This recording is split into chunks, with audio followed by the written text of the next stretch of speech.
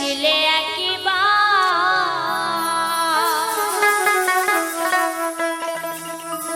বাবা মিটিবে মনের বাসনা।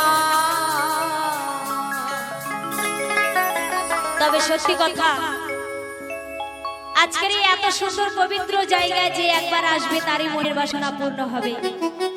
তাই কি বলছি, এ জায়গায় আসিলে একবার বাবা মিটবে